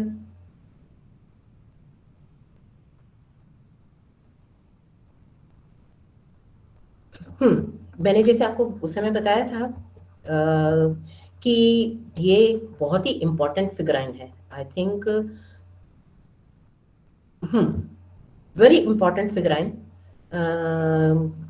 मुझे लगता है कि एक, जब हम फिफ्थ सिक्स में होते हैं तब से हम इस फिगराइन को देखते हैं, और द इसको बहुत सारे लोग अलग अलग डिफाइन करते हैं। मैं यहाँ पर इसका उसमें नहीं जा रही हूँ, मैं सिर्फ आपको ये दिखाना चाह रही हूँ कि इतनी पुरानी फिगराइन भी, यू कैन इमेजिन कि इसने क्लोथिंग के नाम पर कुछ भी नहीं है, लेकिन जो उसने इसको बनाया है, जिसने भी इसको बनाया है, ये कास्ट वैक्सिंग से बनी हुई है या किसी भी प्रोसीजर से बनी हुई है, लेकिन you can see the elements of jewellery, 1 2 3 4 and may be एक 5 पीछे और था, वो उसमें नहीं दिखाई दे रहा है, लेकिन यू कैन सी इजिली सी। ये पर एक एक में करके आपको एक्सप्लेन करती हूँ। मैं यहाँ पर किसी भी मेटल पर नहीं जा रही हूँ, लेकिन मैं आपको सिर्फ बताना चाहती हूँ। ये देखिए, राइट नाउ आज भी अगर आप राजस्थान की जो बेड़िया जनजाति है या बेड़िया हैं, वो आज भी हाथों में यहाँ पर इस तरीके से बिल्कुल ऐसे ही पहनती हैं। और सेम हम अपनी पुरानी सिविलाइजेशन में, अपनी सिंधु सरस्वती सिविलाइजेशन में देख रहे हैं। ये तो मुझे लगता है कंगन, कंकण, बेंग कुछ भी कह दीजिए आप इनके, आप जिस भी भारतीय उपमहाद्वीप के जिस भी हिस्से में रहते हैं, इसको जो भी आप कहते हैं, लेकिन मेरे लिए ये एक राउंड कलर की मेटल की वो ऑब्जेक्ट है जिसको ह्यूमन रेस, फीमेल फीमेल और मेल दोनों ने इसको एक्सेप्ट किया। आप इसको नाम कुछ भी दे दीजिए, लेकिन ये राउंड वो ऑब्जेक्ट है जिसमें प्रेशियस मेटल को अपने बॉडी पर किस तरीके से आपको धारण करना है। शायद ये सबसे पुराने एविडेंसेस हमारे पास हैं। ये आप इतना बड़ा, ये जो आप पूरा में अगर कभी हम इस पर मुझे लगता है कोई प्रोजेक्ट अगर किया जाए कि सेम ये जितना भी आप यहाँ पर आप बेंगल्स देख रहे हैं, एंड राइट नाउ अफ्रीका के जो मसाई मारा में रहने वाली जो जनजाति है, राइट नाउ वो अभी भी सेम इसी तरीके के ऑब्जेक्ट्स हाथ में पहनते हैं। मतलब कंपैरेटिव स्टडी अगर ये होती तो मैं आपको उनका यहाँ पर वो दिखाती कि एग्जैक्टली ये जो स्ट्रक्चर आपको दिखाई दे रहा है ये आज का स्ट्रक्चर नहीं है, लेकिन एट प्रेजेंट 2021 में भी मसाई मारा की अफ्रीका की जो वो है वो सेम ऐसे ही पहनती है। और खाली वही नहीं पहनती है, हमारे यहाँ अगर आप जिसको पंजाबी कल्चर जो नॉर्दर्न इंडिया में है, जिसको चूड़ा फॉर्म कहा जाता है, वो बिल्कुल सेम इसी तरीके से पहना जाता है। हम अपने साथ हमने क्या संजो कर रखा, भले ही हमारी मेमोरी से बहुत सारी चीजें आर्कियोलॉजिकली डेड हों, वो डेड ऑब्जेक्ट्स हों, लेकिन हम उन चीजों को लेकर आए अपने साथ कल्चर के रूप में। कहां तक लेकर आए हम उस कल्चर को? 1600 तक लेकर आए अपने साथ, जब तक कि हमारे इतिहास की व्याख्या दूसरों के द्वारा नहीं की गई। केवल 1600 से लेकर 1950 तक का टाइम मान लीजिए, जबकि हमारे पूरे इतिहास की व्याख्या दूसरे लोगों के साथ की गई। हम ये पूरा का पूरा कल्चर लेकर आए अपने साथ हजारों सालों तक।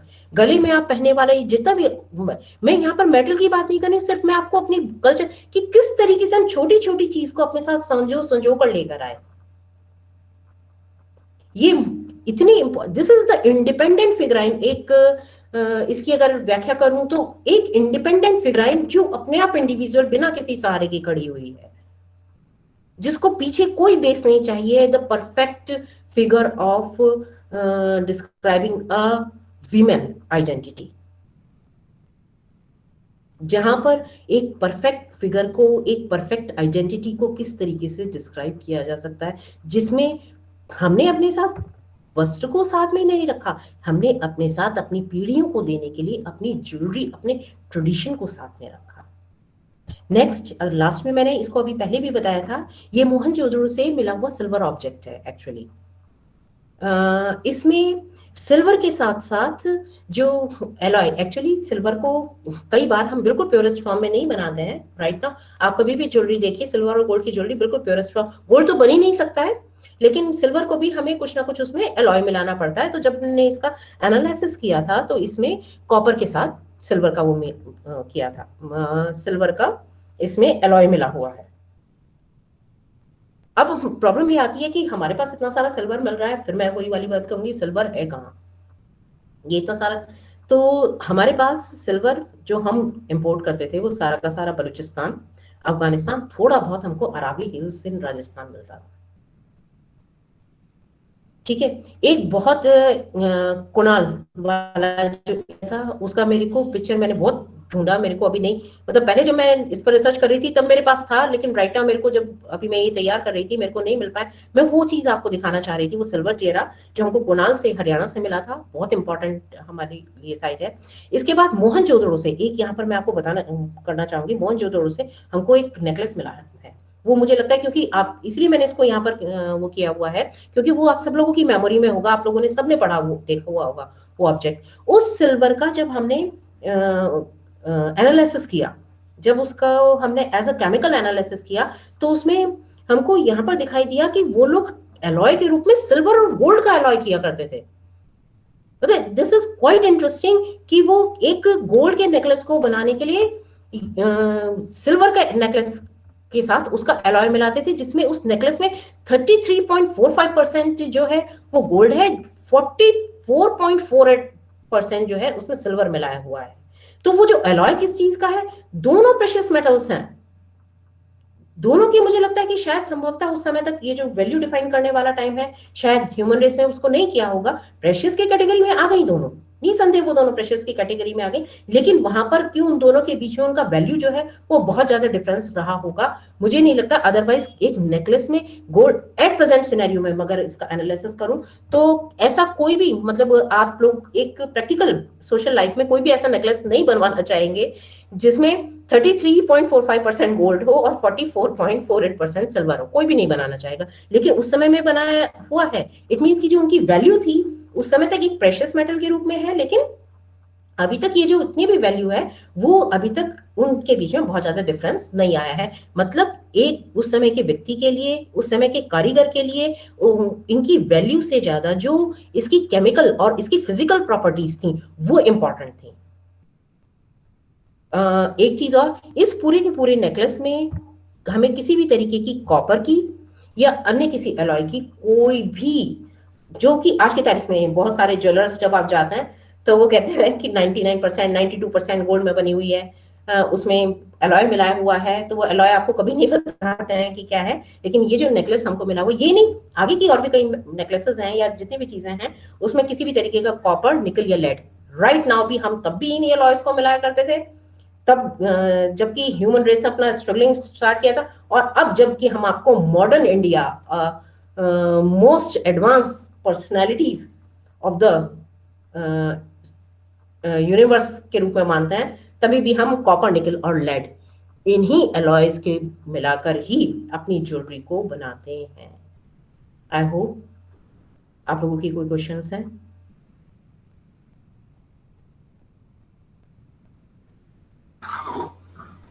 Hello, yes sir. हेलो, नमस्कार सर। हेलो, नमस्कार मैम। पार्डन मैम एक क्वेश्चन है मेरा। Yes sir. मैं ये पूछना चाहता हूँ कि आपने कहा कि दो ब्रिटिश का वहाँ पे एक लाइब्रेरी है जहाँ पे जिसके डॉक्यूमेंट्स स्टिल हमारे डॉक्यूमेंट्स होने के बावजूद इंडिया भी ऑफिस लाइब्रेरी उन्होंने वो सर, रखे हुए इंडिया हैं ऑफिस लाइब्रेरी सर। इंग्लैंड में, वो क्या क्लासिफाइड हैं हाँ, या वो ओपन ओपन डॉक्यूमेंट्स है, डॉक्यूमेंट्स हैं? लेकिन सर आप क्या उन डॉक्यूमेंट्स को यहाँ लाकर पढ़ सकते हैं? वो ओपन डॉक्यूमेंट्स है, बिल्कुल एग्जैक्टली सर, ओपन डॉक्यूमेंट्स है। लेकिन सर जो उनकी व्याख्या की गई है वो व्याख्या तो हमने नहीं की ना सर, इतने सारे डॉक्यूमेंट्स की आप मुझे दिखाइए व्याख्या कहाँ है। देखिए ना। Hello, ma'am. Hello Hello, ma'am. Hello, Am I audible? Yes. Madam, in the presentation, in the lecture, you explained that we imported the gold from the Anatolia and other neighboring Middle East countries. But there is नहीं one नहीं, reference. Gold नहीं, gold नहीं, gold अलग से आता था, gold अलग area है सर, कंफ्यूज मत करिए। गोल्ड इन वाली माइन से नहीं आता था, मैंने यहाँ पर सिर्फ सिल्वर को लिया है, आप थोड़ा सा वो कीजिए। गोल्ड मेरा टॉपिक गोल्ड नहीं था, गोल्ड तो इन फ्यूचर कभी होगा तो मैं, लेकिन this is only for silver. Okay, because ma'am, in gold, there is gold mine which is located in Hutti region in Karnataka. So, which is approximately first commissioned in 1900 during the colonial period in Raichur district. So we were having that fire setting technique which was used in ancient period, ma'am, to break down the rocks in the mine and for by alternating the between heating and cooling. So what about that, ma'am? During 1880s, that Nizam of the Hyderabad, he formally organized the gold mining in that region. Once that region came under the precinct of the basically princely state of the India. नहीं exactly हमारे पास वो कोलार है ना, कोलार है, गोलकुंडा है, एक आपको बहुत उसमें बताती हूँ सिंपल सी, कोलार और उसमें से हम कर रहे हैं, लेकिन अभी बहुत दूर है वो सारी चीजें। क्या जो ह्यूमन, जो हमारा, अगर हम कोलार और ये वाला पूरा रीजन मानना शुरू करें तो हमें पूरा का पूरा अपना सिंधु सरस्वती सिविलाइजेशन और न्यूलिथिक एज की सारे के सारे बाउंड्रीज को चेंज करना पड़ेगा ना। और मैंने आपसे कहा ना, this is a jigsaw puzzle, बहुत सारे लिंक्स हैं लेकिन टूटे हुए हैं, कल ये लिंक्स आपस में जुड़कर वहां तक पहुंच जाए, no I will not be surprise. लेकिन राइट नाउ हमारे पास, आप गोलकुंडा नवाब और सारी चीजों को बात कर रहे हैं, एग्जैक्टली मैं मान रही हूँ, लेकिन क्या मेरे पास वहां पर ह्यूमन, उस समय at that time human race के एविडेंसेस हैं? क्या उसके पास वो टेक्नोलॉजी मौजूद है? गोल्ड तो जहां मौजूद था वो तो प्रकृति में हर जगह मौजूद था, तब भी मौजूद था जबकि ह्यूमन को नहीं पता था कि gold is a precious metal, वो तब भी था। लेकिन कोई भी चीज कब प्रेशियस और नॉन प्रेशियस होती है? जबकि हमारे पास वो टेक्निक आ जाए जिस टेक्निक से कि हम उसको अपने ह्यूमन रेस के अकॉर्डिंग यूज कर सकें, देन दैट इज प्रेशियस। अभी भी ह्यूमन नेचर में बहुत सारी चीजें यूज है, बहुत सारी चीजें पड़ी हुई है, लेकिन if that is not useful for us, then there is not precious. हो सकता है कल को पानी इतना प्रेशियस हो जाए कि पानी आप गोल्ड का एक बार देंगे तब आपको पानी मिलेगा। तो Exactly. इसका ये मायने हो सकते हैं शायद कि यहाँ पर कमेंट बॉक्स में भी कई सारे लोगों ने जो लिखा है कोलार राजस्थान और ऐसे रेफरेंस लिखे, मगर आपने जैसे कहा कि क्या ये उस समय अभी जिस माइंस की हम बात कर रहे हैं उस समय ये माइंस थे क्या, यानी आज जिस फॉर्म में है। Exactly. सेकेंड थिंग, नहीं, इंसान को माइंस उस समय यानी exactly, उस एरिया माइंस के इंसान को यूज करने का टेक्निक्स मालूम था क्या, exactly. उसके नहीं कुछ था। एविडेंसेस प्राप्त हुए हैं क्या आर्कियोलॉजिकल एक्सकैवेशन में? नहीं, archaeologically third yes, and third important thing is that कि भारतवर्ष में जितने सोने की बात की जाती है द गोल्ड, तो क्या उतना सोना हम उस समय हमारे भूमि से निकालते थे क्या? क्योंकि रोम का भी एक वो रेफरेंस मिलता है कि वहां के राजा ने एक ऑर्डर ये किया था कि भारत में जाने वाला जो सोना है जो हम इंपोर्ट कर, तो वो रोको, नहीं तो एक दिन रोम में कुछ भी नहीं बचेगा। तो ये ऐसे कुछ रेफरेंसेस प्राप्त होते हैं जो आपने जिसके बारे में किया। एग्जैक्टली, कोलार माइंस तब भी थी, मतलब जिस समय का आप न्यूलिथिक, मेसोलिथिक, आप जिस भी प्री इरा को डिफाइन कर रहे हैं, प्री आयरन एज को डिफाइन कर रहे हैं, या आप ऋग वैदिक एज को, सब कुछ था।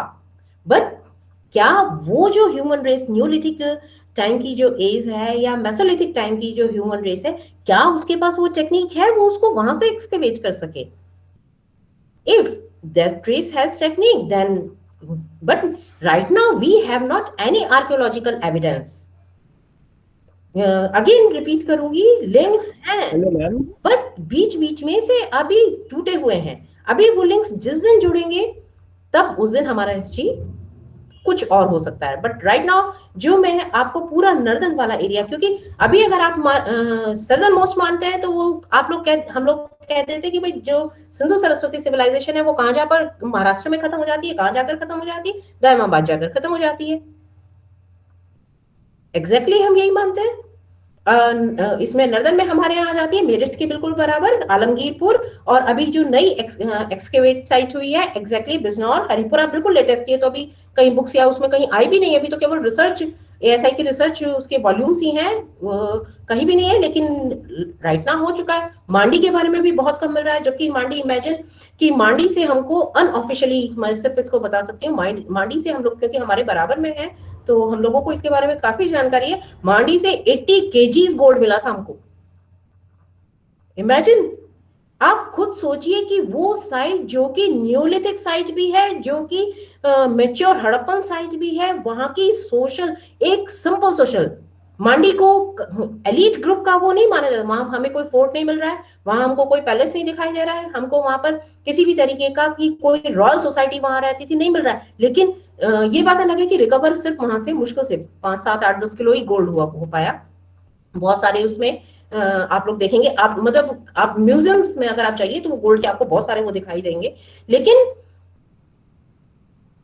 अगर एक वहां की सोसाइटी मिडिल क्लास सोसाइटी थी, और जिसमें से हमको जो एक मिला है 2 किलो का सोने का हार, राइट नाउ मिडिल क्लास तो छोड़िए, मतलब अंबानी भी 2 किलो का सोने का हार पहनते हुए उनको सोचना पड़ेगा कि, लेकिन मांडी से हमें एक अकेला हार मिला है जो 2 किलो के सोने का है। तो अगेन फिर मैं कहूंगी सरप्लस इज देयर, हम उस टॉपिक पर बात ही नहीं करते। The society that has surplus, फिर वही वाली हम एक दिन में बोल देते हैं सोने की चिड़िया बन गई। सोने की चिड़िया की फाउंडेशन किधर से तो आई होगी ना, वो फाउंडेशन हम सर्च करने का कोशिश ही नहीं करते। क्यों नहीं कोशिश करते? क्योंकि सीधे हमको फिर हम वैदिक एज में पहुंच जाते हैं। वैदिक एज को हम सीधे के सीधे पीछे से, क्योंकि हमको बताया गया है कि वैदिक एज वो तो रूरल सोसाइटी है, वो तो अर्बनाइजेशन वहां है ही नहीं। क्या उस ग्रामीण सभ्यता को पहले दिन से रजत भी पता चल गई, उसको स्वर्ण भी पता चल गई, उसको आयुर्वेद के रूप में भस्म भी पता चल गई, उसको कहां से पता चल गई? एक दिन में पता चल गई। क्या टेक्नोलॉजी एक दिन में विकसित हो जाती है? अभी आप देखिए सिनौली का रिसर्च हुए भी, वो सिनौली का एक्सकवेशन हुए भी, जबकि इस समय इतनी एडवांस हमारे पास मीडिया है, हमारे पास जर्नलिज्म है, हमारे पास व्हाट्सएप है, सारी चीजें हैं, एकदम से चीजें सर्कुलेट हो जाती हैं। उसके बाद भी राइट नाउ सिनौली का रिसर्च हुए भी, मुझे एक्सकवेशन हुए भी 1.5-2 साल हो चुका है। कितने लोगों को सीरियसली उसके बारे में कि वहां से हमें क्या क्या फाइंड आउट है, मांडी से क्या क्या मिला हुआ है, अभी तक भी हमारे पास ऑन पेपर्स, बुक्स तो छोड़िए, अभी तो रिसर्च पेपर्स के ऑफिशियल रिपोर्ट्स भी आने में अभी शायद 5-6 महीने और लगेंगे। Ma'am, one question I have. See, the epics were written during the Vedic age, Ramayana, Mahabharata. That is confirmed. Pardon? Epics were written during the Vedic age, Ramayana and Mahabharata. नहीं नहीं, epics were no no no no, बिल्कुल नहीं, in Gupta no, no, period, no, no. Gupta period बिल्कुल नहीं। Why are you raised such type of these debatable questions? Totally, no, no. I am talking about only 4 Vedas: Rigved, Yajurved, Samved and Atharved. Only 4 Veda, and बाद में फिर उसका पूरा एक हीरा उपनिषद and वो सारी चीजें आती है, आरण्यक एंड सब। लेकिन बिल्कुल नहीं, आप इसमें रामायण महाभारत को आप बिल्कुल भी इंटरमिंगल बिल्कुल मत कीजिए। नो, उसको लिटरेचर वैदिक, वो लिटरेचर किस एज में है? महाभारत डेट अभी going back to 12,000 BC, 1200 BC, ऐसा? नहीं नहीं नहीं, देखिए रामायण महाभारत एक्चुअली हम उसको पूरा का पूरा एक महाकाव्य काल करके रखते हैं। हाँ, बट पीरियड एग्जैक्टली, ठीक है। फिर वही कहूंगी, बहुत सारे एविडेंस से फिर मल्टीडिसिप्लिनरी एस्पेक्ट आ जाता है। हम बहुत सारे आर्कियोलॉजिकल और जो वाल्मीकि कृत रामायण है उससे हम उसको कोरिलेट करने का कोशिश कर रहे हैं, सिर्फ कोशिश कर रहे हैं। जो थर्ड पायनियर्स की जनरेशन है उसकी कोशिश में लगी हुई है, लेकिन हम क्योंकि उसको अपनी कल्चर को बिल्कुल भूल नहीं जाए कि एक इपिक इरा हमारे यहाँ है एग्जैक्टली, तो हम उसको रखने की कोशिश कर रहे हैं। अभी वो अंडर उसमें है। एक चीज और मैं बताऊं, मुझे नहीं पता आप लोगों में से कितने लोगों ने वाल्मीकि कृत रामायण पढ़ी है और उसमें से कितनों ने उसको सीरियसली देखा है कि उसमें ज्वेलरी के कितने कितने डिस्क्रिप्शन है। वहां पे आप पूरा बालकांड उठाइए तो पूरे बालकांड में कई जगह कहते हैं कि वहां पर स्फटिक की पूरी जो थी इतनी बड़ी शिलाखंड थी, वो उससे वहां पर घर बनाया करते थे, स्फटिक। राइट नाउ हम उसकी माला पहनने बहुत बड़ी बात है, बिटवीन वैदिक स्फटिक के पूरे बनाया करते थे शिलाखंड, ठीक है। So this is the clear evidence in Balakand. भले ही हम उसको शेपक माने, बालकांड और उत्तरकांड को जो अभी कोलकाता में एएसआई के पास जो सबसे पुरानी वो मिली है रामायण की, जिसमें 5 अध्याय हैं, तो बालकांड भी नहीं है और उत्तरकांड भी नहीं है, उसमें केवल 5 कांड हैं। लेकिन उसका सबसे पुराना एविडेंस जो भी माना जाए राइट नाउ, बालकांड को भी अगर मैं मान लूं तो भी उसमें गोल्ड जो आता था, गोल्ड जम्बू नद से आता था। इमेजिन, जम्बू नद, इंडिया में जम्बू नद नाम की कोई भी जगह नहीं है जहां से गोल्ड आता था। जम्बू नद कहां पर है? जम्बू नद इज इन अफ्रीका। तो ये जो कड़ियां हैं, आप बालकांड अपने उसको सिर्फ सुबह से उठकर आपने जपना शुरू कर दिया, जपना शुरू कर दिया, जपना शुरू कर दिया, करिए, इट्स अ रिलीजियस बिलीफ। लेकिन उस रिलीजियस बिलीफ में भी आप साइंस को देखिए कि वो बार बार कह रहे हैं कि वो गोल्ड हमारे पास से नहीं है। बालकांड की चौपाइयां कई जगह कहती है कि वो हम जो गोल्ड ला रहे हैं, जिस समय दशरथ जो पुत्र मेघ यज्ञ कर रहे हैं, जिस समय वो अश्वमेघ यज्ञ कर रहे हैं, जब उनको गोल्ड की जरूरत पड़ रही है, तो वो गोल्ड कहां से मंगा रहे हैं? वो जम्बूनद से मंगा रहे हैं। अब जम्बूनद कोई हवा की चीज तो नहीं रही होगी, इट मीन्स कि वो थी, बस हम उसको अभी अपने इतिहास की कड़ियों के साथ नहीं जोड़ पा रहे। उससे भी ज्यादा इंपॉर्टेंट मैं जिस समय ज्वेलरी की बात करती हूँ कि पूरी की पूरी रामायण जो एंटायरली चेंज हो गई, वो एक ज्वेलरी की वजह से चेंज हो गई। वो थी Dr. Ranveer Singh sir want to ask one question. Dr. Ranveer Singh sir, please ask. Actually, very nice presentation, man. Thank you very much. Thank you, Actually, I am audible, ma'am. yes sir, you are. सुनिए ma'am, आप actually you told that silver, we have lack of silver mines and it had been from Balochistan, Afghanistan. So is there any proof that we are corroborating, we are importing the silver from Yes, sir. Afghanistan? Yes, sir. Yes, sir. Yes, sir. We have Or evidence. another ma'am, that whether we are importing silver or the whole jewelry. No. Jewelry never. Sir, we were importing only silver, raw silver, purest form of bars. जो मैंने अभी If, आपको दिखाया था ना sir, we were ma'am, importing that. if we are importing raw, then whether we have any evidences of the technology or any kind Oh, of. sir, बिल्कुल exactly we have sir. मैंने आपको वो जो picture दिखाया था, that is the that time the, technology sir. the smelting technology that you have shown here. That one. Sir, exactly. Okay, thank you. Madam, hello. हाँ doctor Parag ji, yes please. हाँ hello. हाँ nice presentation madam. Thank you. Very thought provoking. एक सवाल है कि अपना जो तब का ट्रेड इकोनॉमी था, is it possible that we had lot of herbs and spices and medicinal raw material which had to be stored in silver and gold utensils? Because it should not react, it should not be reacting with the metal. So जो storage था वो छोटे छोटे gold के छोटे छोटे silver के utensils में स्टोर करके वो एक्सपोर्ट करके वो गोल्ड पे ट्रेडिंग होता था। ये एक सवाल। दूसरा सवाल कि रॉ मटेरियल जो आता था सिल्वर और गोल्ड वो समंदर से आता था क्या? Because nodules are known to be found in the sea, so वो silver and gold and copper nodules वो सी में से सी शोर पर या सी में से सोर्स करके इससे यूटिलाइज करते थे क्या, ऐसा ये सवाल? नो सर सर एक्चुअली जो आपका फर्स्ट क्वेश्चन है, जो आपने स्पाइसेस की बात किया sir, spices and medicines, herbal medicines. Herbal medicines, okay, herbal medicines, spices sir बहुत ज्यादा अंतर नहीं होता है। लौंग, इलायची, जावित्री सर हम किचन में भी यूज करते हैं, and the same herbal medicines are also, and कुछ भी है सर जो हमारे पास मेडिसिनल प्लांट्स हैं, ऑल दीज आर सर हमारे पास अभी तक भी केवल अभी पीछे कोई 1 महीना पहले केवल एक वो डिस्कवरी, मतलब रिसर्च पेपर पब्लिश हुआ था जिसमें कहा गया था कि जो मिट्टी के बर्तन हैं, जो हमारा उस समय का मिट्टी का वो है, उसमें हमको beef and chicken and something in चीज़ों के हमको एविडेंसेस मिले हैं सर। इसमें हमारे पास इस तरीके के कोई भी एविडेंसेस नहीं है कि ये वाली जो सिविलाइजेशन थी ये ट्रेड के रूप में मेडिसिनल प्लांट्स को इंपोर्ट कर रही थी sir. Right now sorry sir export कर रही थी, सॉरी सर। हमारे पास ऐसा कोई भी एविडेंस नहीं है। हो सकता है ये जो सील्स हैं इन पर जो लिखा हुआ है उन पर ये कहीं मेंशन हो और इन फ्यूचर ये कभी पढ़ा जाए तो मैं नहीं कह सकती, लेकिन सर जो जितने भी वेसेस हैं या जितना भी यहाँ से हमको मिला है उसमें राइट नाउ जितने भी रिसर्च हुआ है उस मतलब नहीं, उस रिसर्च के अकॉर्डिंग बिल्कुल नहीं sir. Okay, because I know this aromatic जो oils थे, essential oils and essential aromatic compounds, herbal compounds, extracts रहे, they react with any other material.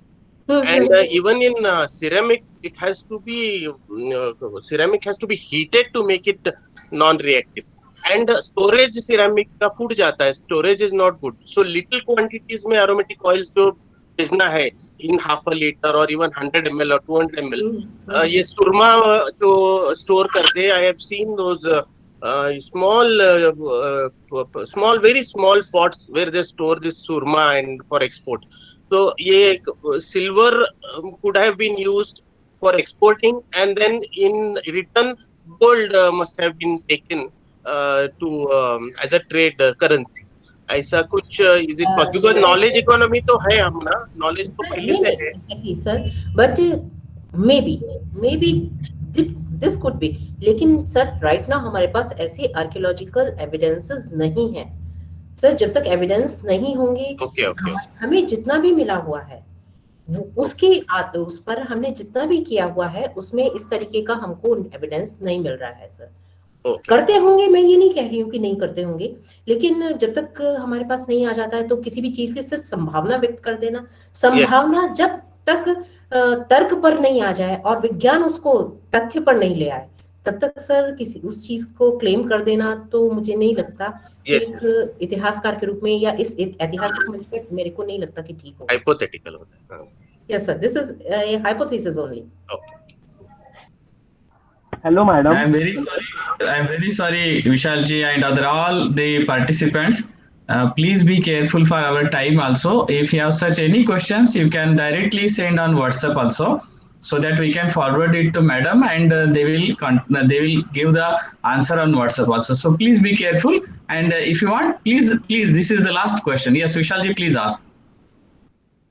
Thank you so much, sir. Ma'am, my question is whether we have like discovered the ornaments such as like sarpesh from Rajasthan, the kada from Banaras, which are made up of like the churi, you explained churi, nagauri.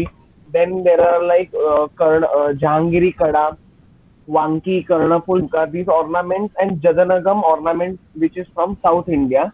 These all metallic ornaments, ma'am, basically comprised of made up of which metals and which metallic alloys, whether so belongs to kind of the subaltern class of the society or royalty in ancient and medieval India.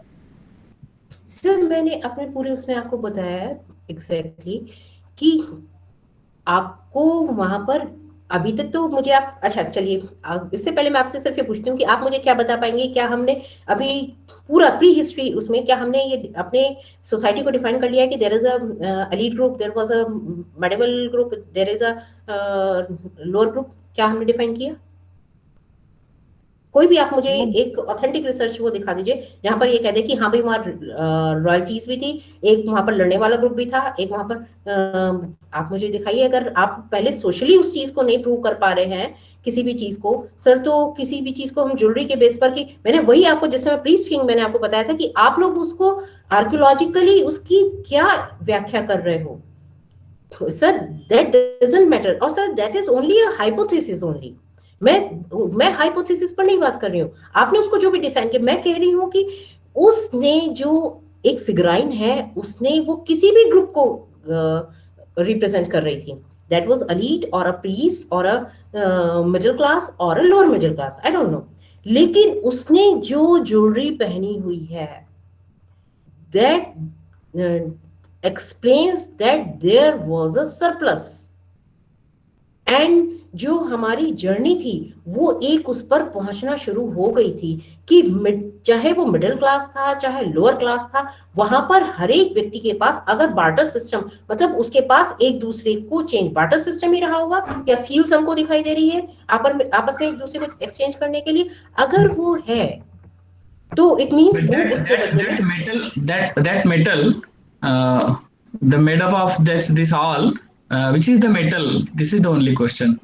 अच्छा नहीं, the metal which is used sir मैं फिगराइन पर वो करके वो silver भी हो सकता है, वो गोल्ड भी हो सकता है, वो कॉपर भी हो सकता है, वो लिटरली वो समय हो सकता है आयरन रहा हो, मैं बिल्कुल नहीं कह सकती क्योंकि वो उन लोगों ने इस चीज को कहीं भी नहीं दिखाया है कि बेसिकली इसकी क्वालिटीज क्या रही होंगी, बिल्कुल नहीं बात सर, बिल्कुल डिस्क्राइब किए नहीं। और दूसरी बात जो आपने जितने भी ज्वेलरी के आपने टाइप्स ऑफ बताए हैं, बनारस एंड समथिंग समथिंग, अभी तो हम बहुत बहुत पुरानी जब की मैं बात कर रही हूँ, अभी तो हमारा एक्सपेरिमेंटल एज चल रहा था, ये सारी चीजें डिफाइन करना कि इस ज्वेलरी का नाम मैं ये रखूं, इस ज्वेलरी का नाम ये रखूं, ये सारी चीजें आप ह्यूमन रेस में तब होती हैं जब हमारे पास आदमी सब कुछ की, अब मेरे पास खाने के लिए भी सरप्लस में है, मेरे पास कल की लाइफ भी मेरी सरप्लस में है, मेरे पास इकोनॉमी भी सरप्लस में, ये सारी चीजें तब की चीजें होती हैं ह्यूमन उसमें, मतलब जिसे आप लग्जरी लाइफ कह देते हैं, लेकिन अभी तो ह्यूमन एक्सपेरिमेंट कर रहा है, ये सब चीजें डिफाइन करना, ये सारी चीजें करना तो टू अर्ली।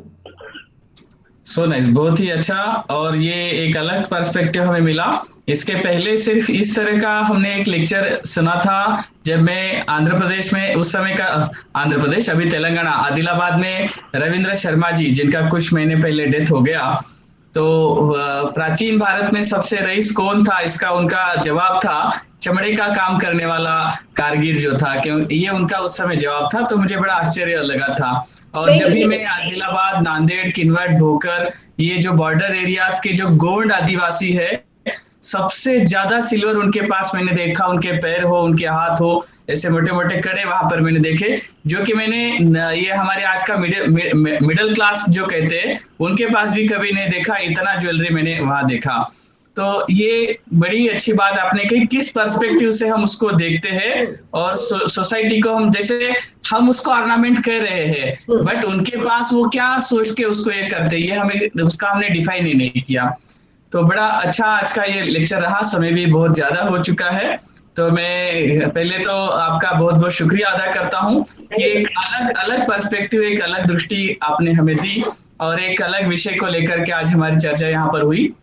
और जितने भी हमारे स्कॉलर्स है, सभी को सवाल पूछने का बड़ा मन करता है, हमारे पास सभी को रहता है, तो मैं विनती करता हूँ सिर्फ थोड़ा सा हम ध्यान रखें, अगर कोई हमारे जो स्पीकर है 5 बजे तक भी ये हो जाए तो 5:15 को एटलीस्ट हम जो है उनको ये कर दे, क्योंकि 1 घंटा बात करके फिर उसमें ये होना थोड़ा मुश्किल होता है। प्लीज ट्राई टू अंडरस्टैंड, और कुछ ऐसे सवाल हो तो कृपया व्हाट्सएप पर जरूर भेजिए, ताकि हम जो है, this is a knowledge sharing process, ये निरंतर चलती रहेगी। हमारे पास जो नहीं है हम विनम्रता के साथ पूछेंगे, एक दूसरे का साथ शेयर करेंगे। So thank you, thanks a lot to all. मैं डॉक्टर शुचि जी का बहुत बहुत आभारी हूँ, और बाकी हमारे जितने स्कॉलर्स हैं यहाँ पर मैं उनका भी शुक्रिया अदा करता हूँ।